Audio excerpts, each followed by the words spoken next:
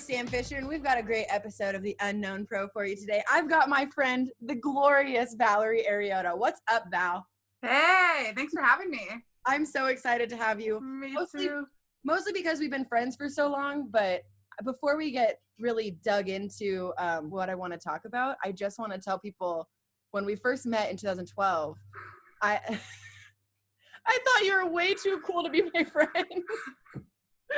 That is not true. You were so nice. I remember we would joke about it like the next few years we were on the team together about that first year where we would joke and like, what was your name? Who we played together? I mean, you didn't help because the first conversation we had was a little creepy. And so we started off a little rocky. This is my 100% favorite kind of like a fangirl moment in a way. Whatever you want to, creepy is probably the better. Creepy, that's how I describe it, yes. So in 2012, you led the nation in walks with 90. Was it 90 or 91? I think it was, we'll call it what it is. You had over 90 walks, okay? And you had just walked in the World Series, and as you're coming off the field, it said, leader in walks, next highest walks, 60. And that was me. So I took a picture, and it was you on the screen, but it was the title. It was the words that I was taking, because I was like, oh my God, that's me. They're talking about me, kind of. And I had, you know what? I had this picture on my phone. I had to show you. And yeah, the moment was unforgettable because you were kind of like, because it was like, hey, nice to meet you. I'm Sam. Look at this picture I have. I'm like, this is on your phone? This is so creepy. It's weird that it's your wallpaper. I don't understand. Like years later, we're now friends, so it's like laughable. But at the time, I'm like, who is this girl? Could we change the pics from the tryouts at this point? So I just remember obviously feeling like, wow, Val, she's so cool. And you had, I'll never forget your disco nails. Oh yeah, the long acrylic, they were beautiful. Glittery, sparkly. And that just told me I was goals then. I was really goals. Yeah, seriously. Yeah. But big bow, sparkly nails, just as much sparkles as you can get on a softball player, you had it. That was me. I was something. I was really something. And now here we are 8 years later, and we both realize I don't think either of us are very cool. No, definitely not cool. Now no sparkles, sitting at home, just uncool. And I'm okay with it. Yeah, you know what? I'm just really living our best life at this point. Yeah. But I mean, on that note, I'm so excited to talk to you about the stuff that I just want to dive into with you. But first, I have to let everybody know your little bio that I have written up for you. So this is all the stuff that you did, okay? So in 2012, you graduated from Cal, where you were 3-time All-American and Pac-12 Player of the Year as a senior, redshirt senior. That same year, you were top 3 Player of the Year finalist for just all of college softball. You've been with Team USA since 2009, and with them, you have 2 Pan American golds and a silver, 2 World Championship golds and 2 silvers.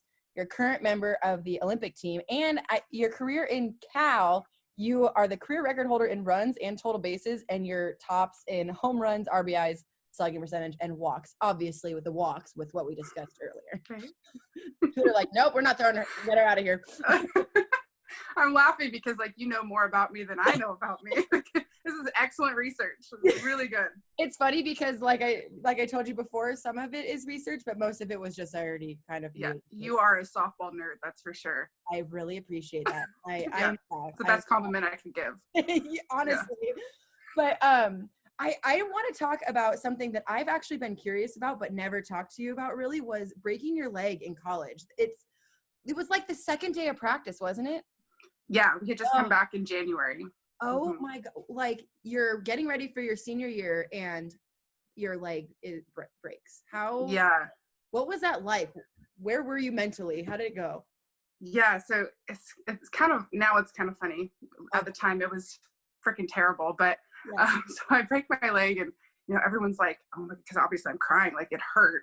And so I'm crying and I'm like, oh my gosh, like what just happened? I'd never broken anything before. So I'm like, I have no idea what this means or what, I've never been injured.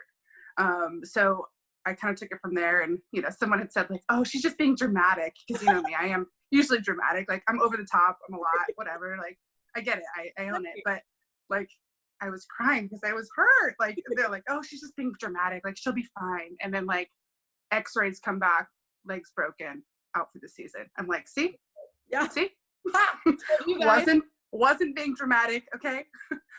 But yeah, in hindsight, like looking back now, it was like one of the best things that could have happened, because I ended up coming back and having a great senior year in 2012, and Yeah.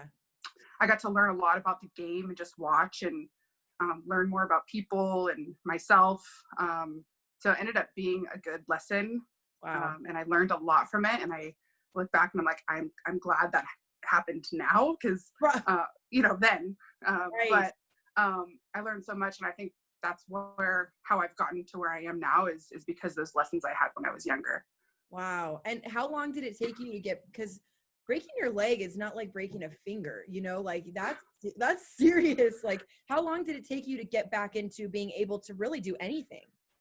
It was like fully like a 6-month-ish recovery. I probably like could have used more, but basically I had surgery soon after. Wow. Recovered from that, did my physical therapy, had a ton of people that were so supportive in my rehab, physically and mentally, from all of it. But yeah, I would say, thinking back, it was about 6 months. And then at that point I went straight to USA tryouts in 2011. Oh yeah. So like I had not even worn like cleats like at that time. And I was like, what do I have to lose? Like, I am going to go out there. And honestly, like the first day was a little rocky, but I had one of my best tryouts after that. Like, cause I had nothing to lose. Like I wasn't nervous. I'm like, I just broke my leg. Like no one expects me to do anything here. Right. And yeah, it was one of my better tryouts. So, oh my God. yeah, it ended up being a good thing. Again, I made the team and everything is now fine. But yeah, but I think the thing that I've learned the most about myself and just others is like the appreciation that goes into all of softball. Like you think it's just about you and like your stats and like what you're doing, and then you look around and it's like there's so many people that put so much work in to allow me and everyone to do what they do. I think that was like such a big thing of like, I'm sitting in the dugout and like everyone's working so hard, and just an appreciation for people, I think was the biggest thing. That's so cool, because as long as I've known you and been able to play with you for however many years, you've always been someone who puts team first. Like when I think of a teammate, I honest to God think of you first because of the way that you feel about your team, about doing things as a team, winning as a team, that kind of stuff. Do you think that it stemmed from that, or were you already team minded in a sense before? Yeah, that's a good question. I'm not sure. I'm not like the chicken and the egg kind of thing. Like, was it Right. before that, or like, was it after? I don't know. But it might have been. Like, I learned a lot about like team dynamics and atmosphere from that. So I think a lot of what I learned was from that. But I do hold like team and team atmosphere and being a good teammate like very high on my list of success. So I appreciate that compliment. Hey man, well, it's funny because we talk about how you're good for one cry a summer, right? Oh yeah, easy. Easy, right? And it's always because of team. It's not because, oh, I struck out or what. Your one cry is always, I just want the team to just be good. Yeah, totally. One cry, that's like minimum. That's a good summer.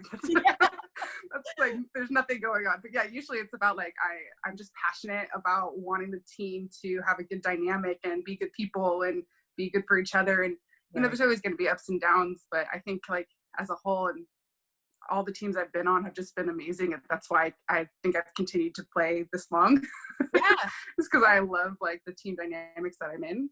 Yeah, absolutely. That's actually what I was going to kind of lead into next was, do you think that carries you? Because this is 11, 12 seasons now with USA. I mean, you were on the team when there was no sign of the Olympics coming back. And, a lot of people could say, well, what's the point?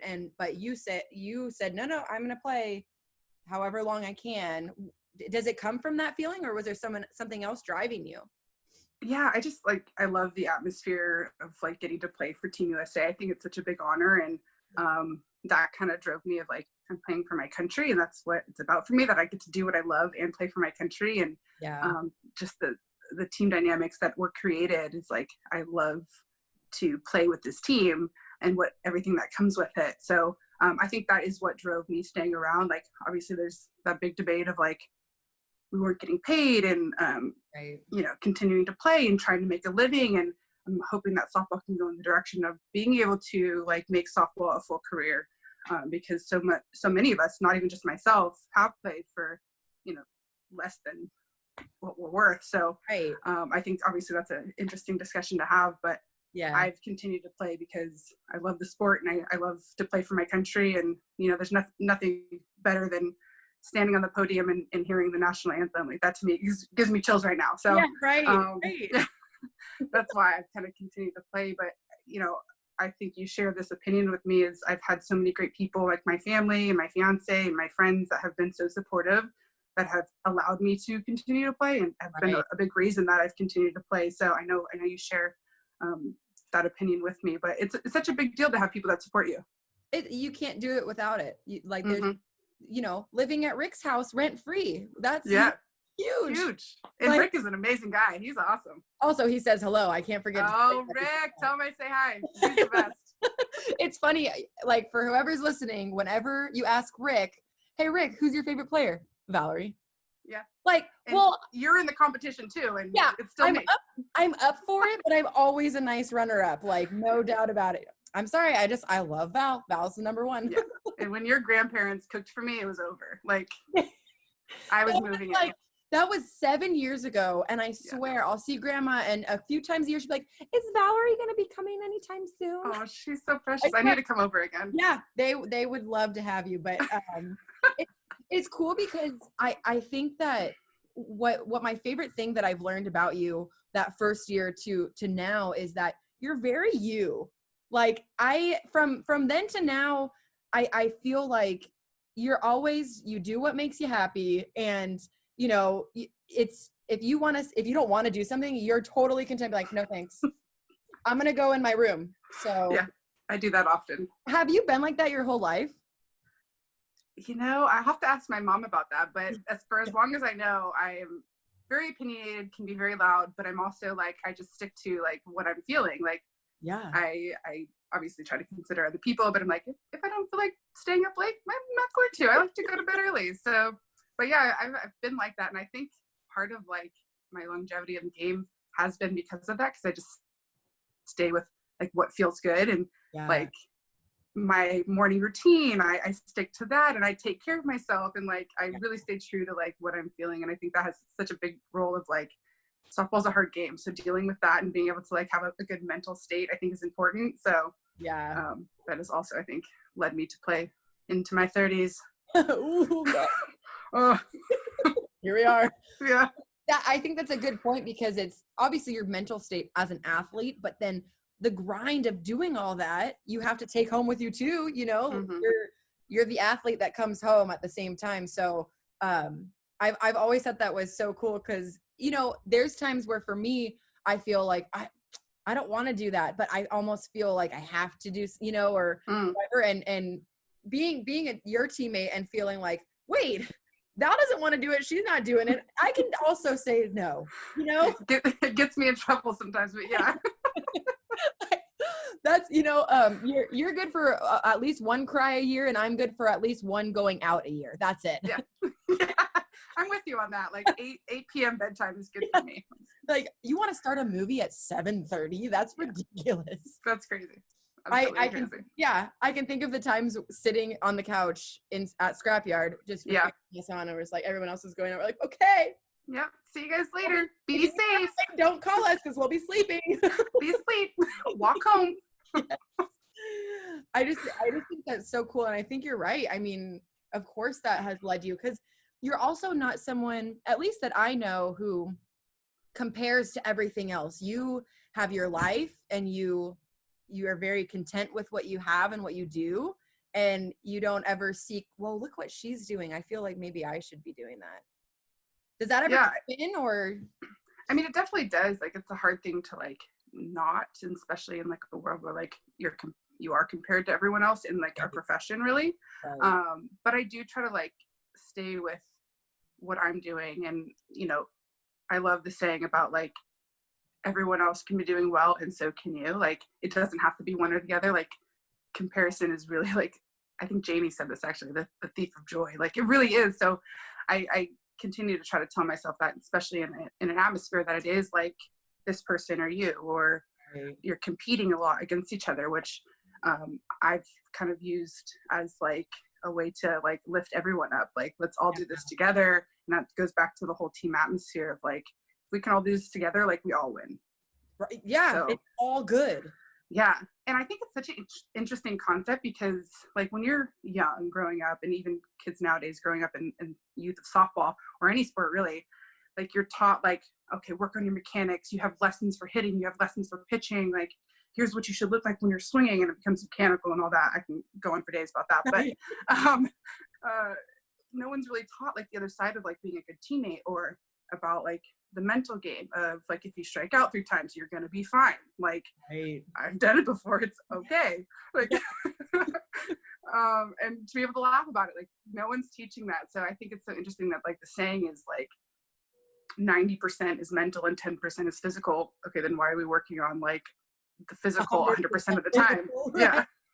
So I don't know, it just doesn't make sense to me. And that's why I think like I've really, like you were saying, is like delved into like being good with what I'm doing and like continuing to move forward with that. And I think the mental game is such a undervalued, important piece of the game.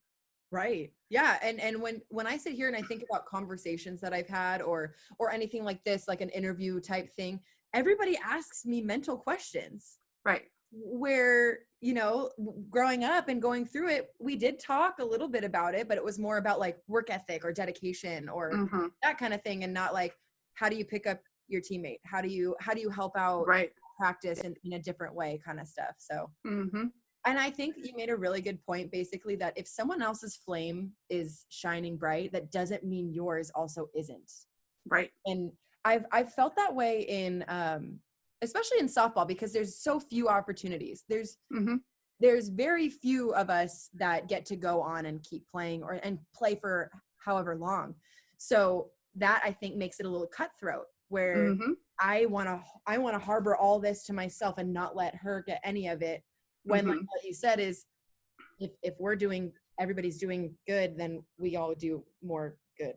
Right. Yeah. More good. And it just like increases the value of softball as a sport. Like, the whole sport wins if we're all winning. So and you're right. Like, I have seen, and everyone has seen, like, oh, she didn't get hit, that's a good thing. Like, she's not good. Or like the talk of like, we should want all of us to do well. It does help the sport in the long run. And like the conversation of growing the game, that is growing the game if we're all lifting each other up.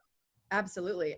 And you can only do something as huge as that by working together. Like, correct. Let everybody have their form of success. It might look different. Other people's success and your success might look totally different.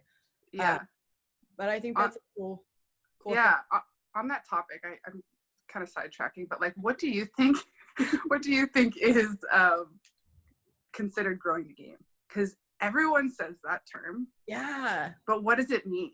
That, you know, the game? When I think the first thing that I think of is having people outside of the softball world know maybe who some players are. That to me is growing the game, because you have like Jenny and Jess Mendoza, who people outside of softball know, but it's because, you know, Jess does baseball now and Jenny's played in the Celebrity All-Star game.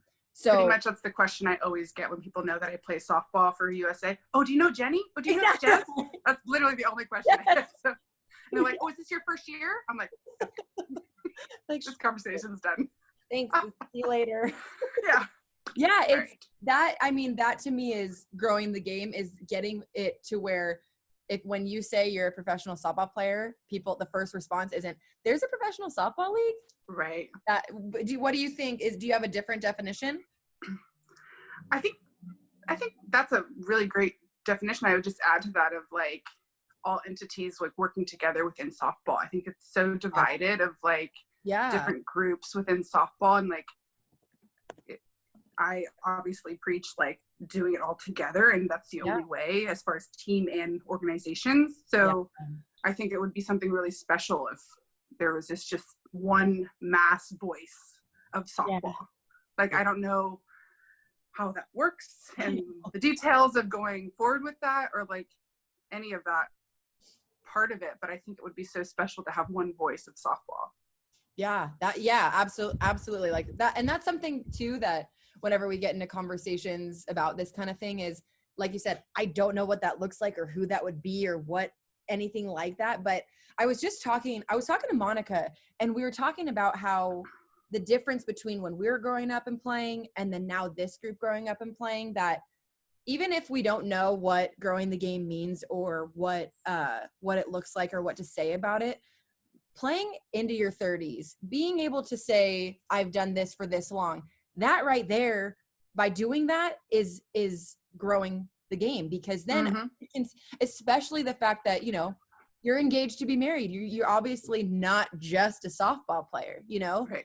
And I've got a husband, and he, you know, like you can do the things that you get to do off the field while still playing on the field. So I think that all in that, like, put together, you can show people, hey, you can have your cake and also eat it. You can be both. You don't have to give up one for the other, you know? So right. That part, I think maybe like a leading by example kind of role. So totally. And I think that's like also an interesting topic of like, people think that like athletes in general only play softball and they have like no other interests. And I'm like, I do play softball and it is my career and I love it, but that's not all I do. Like, I love other things too. Like, it's all right to have, like, I'm not just an athlete. So I think, again, interesting topic, but we can go on. It is. And but it's funny because with sports, it's so different than like my mom, for instance, is a law clerk.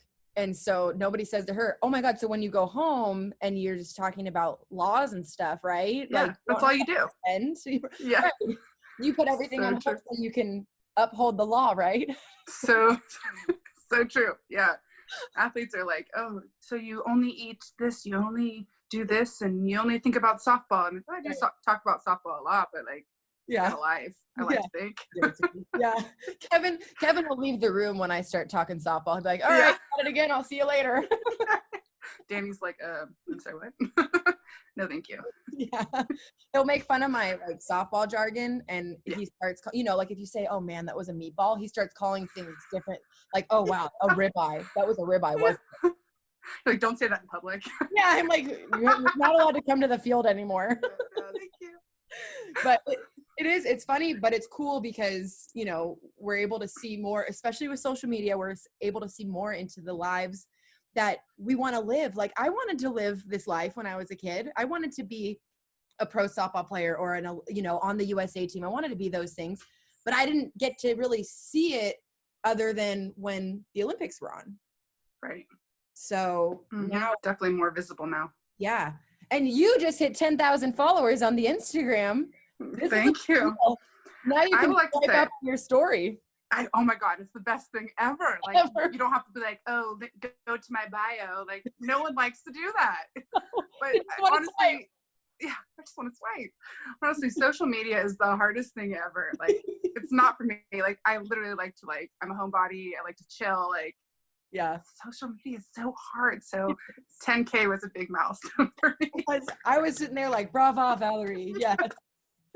My fiance Danny actually helps me a lot with it. Like, he knows how to do that stuff, so he's been really helping me. That is so, thank goodness. Team effort. I know.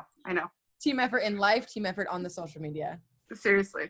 Because it's cool. It's cool, especially now that, you know, you've been steadily growing your presence on social media, because you're one of those players that, even though you've been on this team for 100 years, it's still kind of like there's a bunch of other girls who know how to do the social media, so they're more well known. But it's kind of cool to see that aspect now coming into it, because you have been a staple on that team. Like, at this point, were you and Mish on the team at the same time, or did you make it first? We both made the national team in 2011. I had been on like the futures team and split squad before that.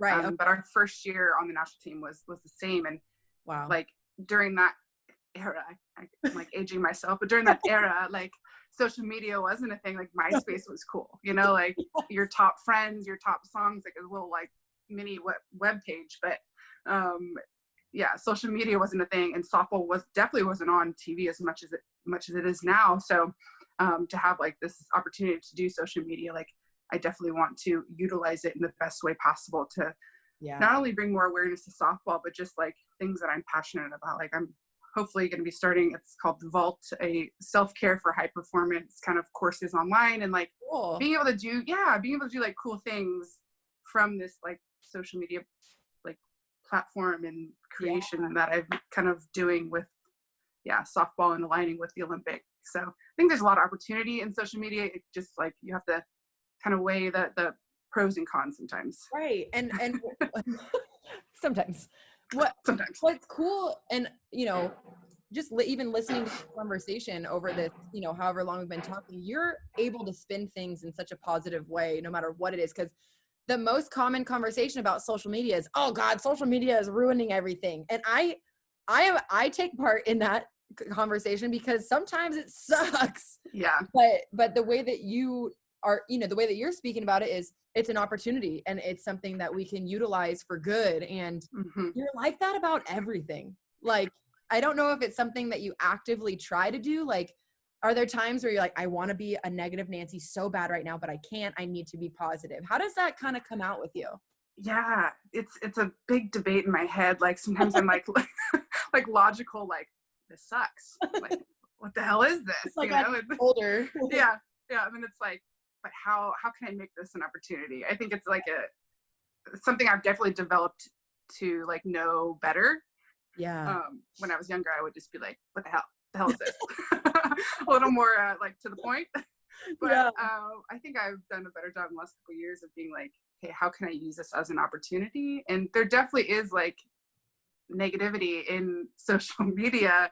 Like you hate when I say that word, but and there's definitely like negativity in social media. And if it's not doing you any good and you're like comparing or you're just like judging yourself on it, like I unfollow. I'm like to the next. Like there's other positive things, especially right now when we're all at home. Like there are positive things that you can look at on social media that is going to inspire you, motivate you, like help you in whatever direction you want to go. So I think, as of late, I've been doing a better job of like, there has to be something positive in what is, because complaining about it, it's not changing it. So like, how can I be present in like, okay, what now? Right. Yeah. I think that's a cool way to just look at life, look at everything. Cause like you said, you can complain about it. It's not going to change the situation. So you're almost making yourself into a worse state. But like you said too, it's natural to think this sucks. Oh yeah. I do it too. Yeah. It's only, but then now what? Yeah. Right. Exactly. Like have your moment. Like, okay, all right. I ate my I have my moment. Yeah. Right. Yeah. So, but where do I go from here? And I think that, at the beginning of your professional career was when you broke your leg, and okay, well now what? Yeah. And you broke your freaking leg like that. Your leg is so instrumental to life and to softball. Yeah. It's crazy. It's like how that relates to like softball though in general is like, okay, I struck out or I made an error. Like it sucks. It really does suck. Like you don't want to let down your team or yourself or anyone else, but it's like, then what? Right. Like you still have another opportunity. Like you still can move forward. You can still use it as a learning tool. So I don't know. I think that's such an interesting like life lesson about softball is like having that lead into like now life. Like, okay, something happened. Now what? Right. Like it can be an opportunity. Exactly. And I've said this before, but at shortstop, if I boot a ball, almost all the time, the next play is coming to me. Oh, 100%. Like I'm getting that next ball. So it's almost like, how quickly can you snap out of it and be there in the next moment in this present? Okay. The error's done. What's next? So, and it's never like an easy ground ball. The next one, it's always like hot chopper, just like right at you or something. Like you're really moving. So you gotta be ready. Here you go, Sam. Let's see what you're really made of. Yeah. Have you bounced back? We'll see. We'll see. 2 errors in a row is not going to be cool. Yeah. Not great. Not great. Oh, no. Oh, bless it. Softball's hard. It's freaking hard. It's so hard, and we have chosen to do this as our literal life's work. Literally our profession. Like, isn't softball just a weird concept, though? Like, I'm going to go up there. Someone's going to chuck a ball at me. And I'm going to try to hit it like a round ball with this bat. and then I'm gonna run. Right. And there's They're 8 gonna try to get me people over. out there that you have to not hit it to. Right. Like they need to move out of the way at some point. Right? Like What are it's we bizarre. doing? I sometimes tell myself that when like I haven't got a hit or like I make an error, I'm like, this is a funny game. Like this is actually hilarious. What am I doing? Like, why am I taking this so seriously? It should be fun. That is my new favorite thing. Softball's a funny game, you guys. Yeah, no, seriously. Next time like a ball hits off you, like go somewhere just like, wow, that was funny. Yeah, this is like, what I do for a living, you guys. Yeah, let's have more of it. Let's go. Yeah. I know. I never want to stop. Yeah, I know. I love it.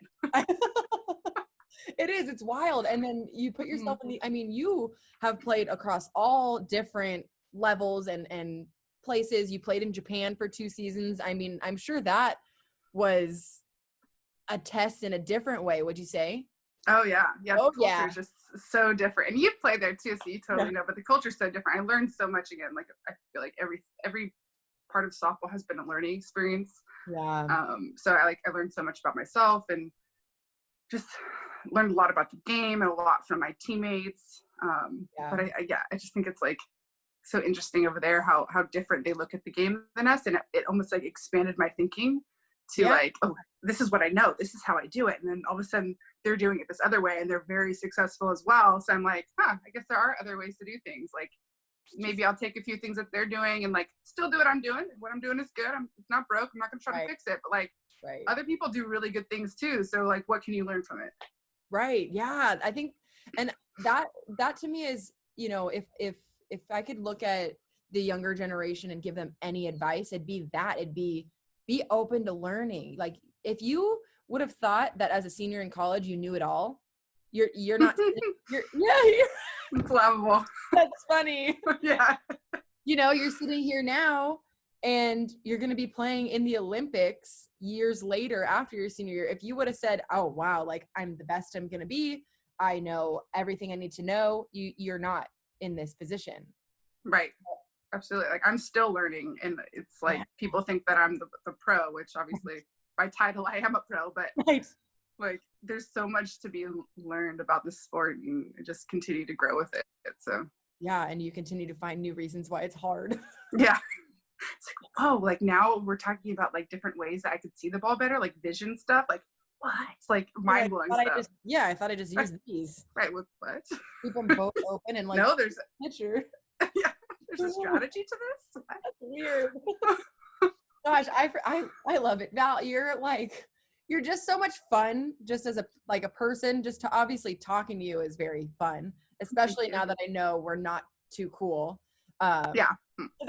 I remember like asking you to come to my house after the 2012 season and thinking, oh, she's probably got other friends that she'll go hang out with. Why would she come to my no friends. You stayed at my house like 3 or 4 days. Like yeah, probably overstayed my welcome. It's fine. We went on a hike with Chitty. Like we had a freaking blast. And we did. I think I don't know why you were scared of me. I don't think I was scared of you. I think I just knew that I'm a mega nerd, and I didn't know yet that you were also a mega nerd. I was also a nerd. Yeah. So that was it took a second to figure that out, but go ahead. I would say you're my book reference. Like any book that I'm trying to find, like I look at your stuff, or like you've actually sent me a list of books. So yeah, I love nerds. Nerds are great. You know what? That's one of my favorite titles is you're the person that I go to if I need a book recommendation. Yeah. I mean, obvious, like I've read Harry Potter. That would be your first recommendation, but like, of course, we need some other stuff too. And you're just really good at it. So I knew we would get along once, like you said, you liked books. Yeah, that's happened. And I was actually, I forgot, I wanted to ask, like, while you were in Japan, did it almost solidify how you were already as a person? Because when you're out there, you're by yourself. I mean, you have a teammate who can also speak English, but then everyone else obviously does not. Did it make you feel like, okay, like my routine, everything I've already been doing, it works for me? Or did you have to kind of go through changes over there? I think both. Like I definitely like grew stronger in my routines as me, and kind of like my morning routine and like things I did to like make me a better player. I kind of stuck with that, and I think it got stronger. But then some things like challenged my thinking of like, oh, there's like I was saying, like other ways to do things. So, but I definitely would say out of my experience in Japan, like I learned more about just me and like what I value, and regardless of softball. I think like a lot of the things that we're talking about too is like, yes, it's softball, but like there's so many other lessons to be had from it. And I think that's what Japan was for me, is like learned a lot about softball, played a lot of softball. But there was this like other side where I was like, I finished my MBA there. I started a plant-based nutrition course there. Like I dove into so many other things and like got better with like journaling and doing journal prompts, and like expanded so much in like who I was. I think it helped me be a better player. So yeah, it challenged me in different ways. That, I think that's just one of the best things that you could look at it, because you're pretty much 24/7 playing softball, but the fact that you were able to also do so much, like self-care or pay attention to yourself, that was something that I feel like when I was over there was, oh my God, I have so much time just with me. What do you want to do today, Sam? What are we feeling? Here I am. Yeah, this is it. And obviously being with another American, like I hung out with Jordan all the time, and we did, but there was still times like after practice, after you were at the field for 8 hours and had your team dinner, you go home and it's not bedtime yet. You're spending however many hours where you're like, all right, what do I like? Who am I really? Yeah, and you don't want to like think more about softball because you just played for 8 hours like out on the field. So you're like, get me away from that. Yeah, it's true. You're like, I still have dirt even though I showered. Like it's still there. This is possible. Yeah, God. But I think that I think Japan is such a cool, not like a test. Of course not. It's an opportunity, but for you and what you do and who you are, we're so lucky to have been given the chance to stick.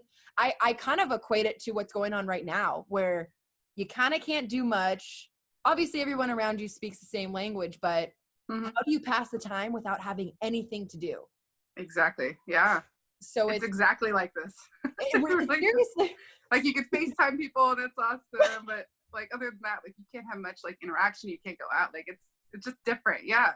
It's interesting because you see a lot of people who are almost like, I don't know how to handle this much time with myself, and you've been spending time with yourself as long as you've been alive. Like I love myself. It's amazing how often I choose to hang out with myself and other people. Picking me a lot.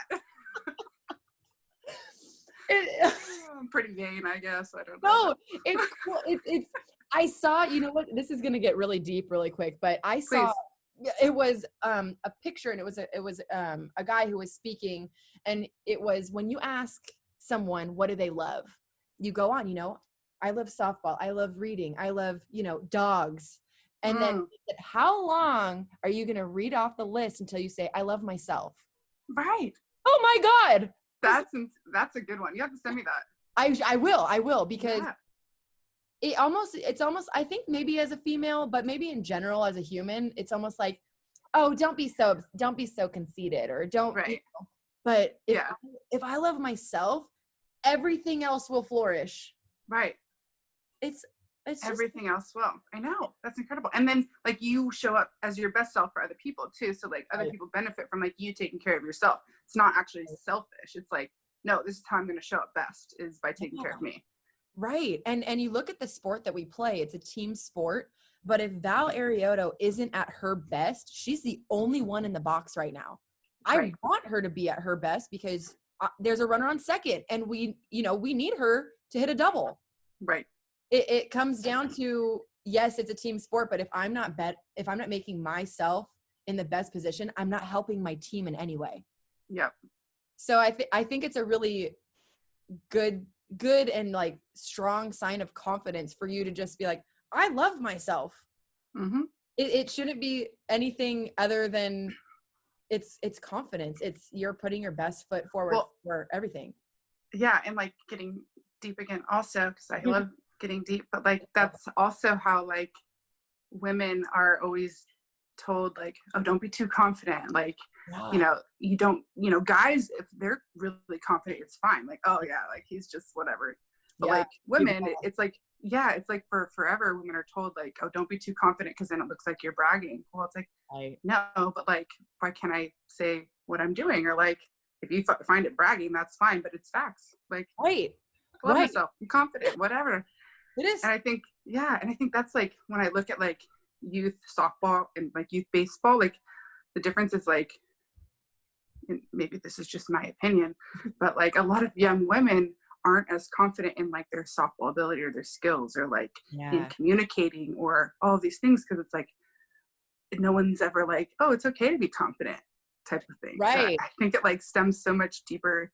So to be able to be like, yeah, like I'm a badass, like this is like I'm good. Like we got the opportunity to talk with some like MLB women, like just boss women from like Yeah. the head of their department. And like one of like the biggest takeaways that I got was like own the room. Like when you walk in, like that's confidence. And Yeah. like when you do get like later on in life after softball, when you do get like job interviews, don't be afraid to be like, yeah, I'm the best at what I do. Like, I think that's so dope. Like, just to It be able is. to say that and like be confident in it and like not be like ashamed of being confident in it. Like, guys would do it, Yeah. you know, and like nothing against obviously men and what they do, but like women can also do it as well. Like, it's Right. not, you're not bragging. Like, even if you are, like, it's facts. Yeah. And it goes back to if someone's flame is shining bright, it doesn't mean that someone else's can't All also. we Let's can all have bright flames. this is my candles. Like Yeah. that's that's such a good perspective because I find myself even, if I'm passing people, if I'm and I kind of, I don't know why. And it comes down to, well, you're maybe like second tier. You're not, Mm, you're not the show. When in right. reality, when you look on paper at the stuff that you've done in your career as an athlete, any of us who have been playing and done this or that, it's like anyone would kill for a resume like that, male or female. And, Mm-hmm. like it should be something that's celebrated. And I think what it comes down to, and obviously continuing the deep dive, is if somebody doesn't like that you're confident and that you're coming across as I I do big things, it almost says more about the person who's offended than it says Mm-hmm. about you, because it might show your insecurities. Like, wow, why is Val's success bothering me so much? Mm-hmm. Where you That's have a to good look at, question. what I mean? Like, Mm-hmm. look at yourself. Uh, Yeah. And I think a lot of the times, like when people are scared to have confidence, which I think confidence is such a big part of like performance in softball, mhm. it's almost like perception. I think like for Yeah. me, if I'm like getting into an unconfident place, it's because my mind starts to tell me like, oh, like I'm not good enough at this, or oh, they think this about me, or like these negative things start to like seep in. But like that's all perception. Like that's what Right. I'm thinking that people are thinking. Like how can I even assume what they're thinking? Like that's actually crazy. But like when you get back to like, okay, calm down. What is reality? Like you're fine. Right. That's when like confidence again begins to like lift. But I think yeah, like a lot of the negative stuff is just like what you're feeding yourself, and it's not true. Right. Yeah. Like I'll you'll say something and someone will be like, did somebody actually say that? No, Right. Okay. No. no. Oh my God, I said that. Yeah. Right. Like no It one said that. it's super interesting and with the whole confidence thing, because we do, especially as females, because there's not just athletic standards on us at this point. It's there's beauty standards on it, just being alive. And I can tell Mm-hmm. you've known me for a long time, and like I have gone through so much struggle with my skin that I could go out and have a 2 home run game and still have my shoulders slump because I don't feel like I'm beautiful, or because Right. I can go out and do something and be successful at it, but because of another side of me, it's like, well, you're not having cake and eating it. You're just Yeah.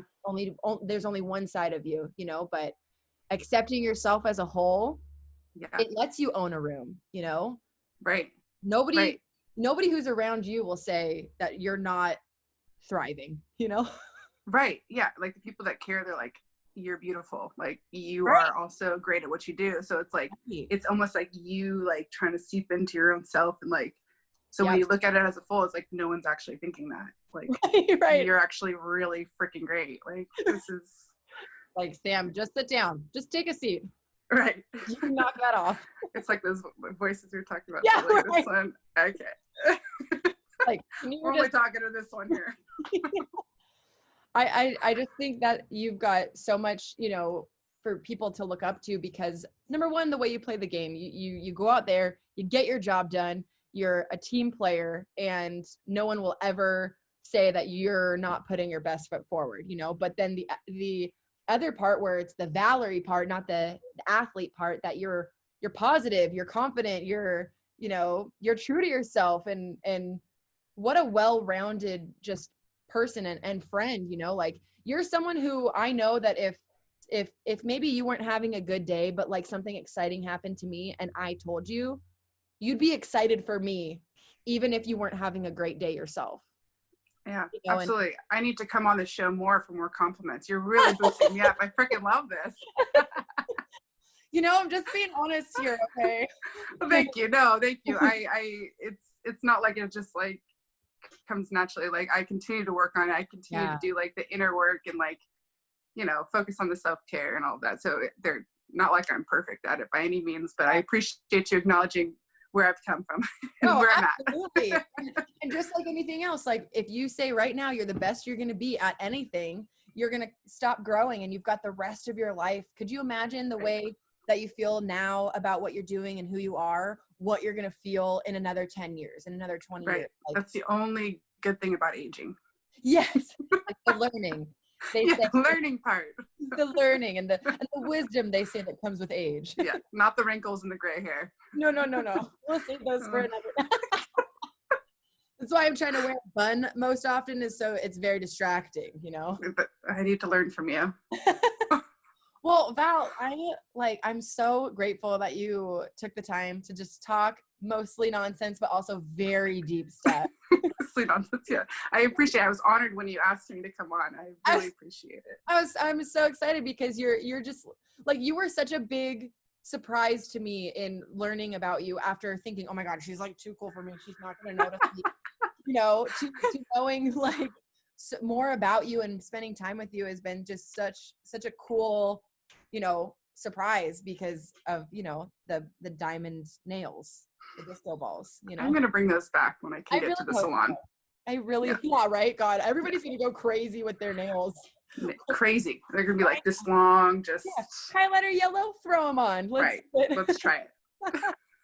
But no, I'm so grateful. And I think that there's so much to be learned from you. And, you're just really cool in a nerdy way. Thank you. Yeah. Thank you. God, I love that. That's just, I appreciate you too. You're amazing, and like I value our friendship. So it's a good one, and I'll tell Roger and Sandy that you're gonna come over any day now. Please, I can't let them down. I need to come. No, and they'll probably have like an American flag for you to just put in your plate, and they'll go all out. They will. I love it. Very patriotic. Truly. But thank you so much, Val. This has been another just a wonderful episode of The Unknown Pro, and we will catch all you nerds out there next time. Yeah, thank you. Bye.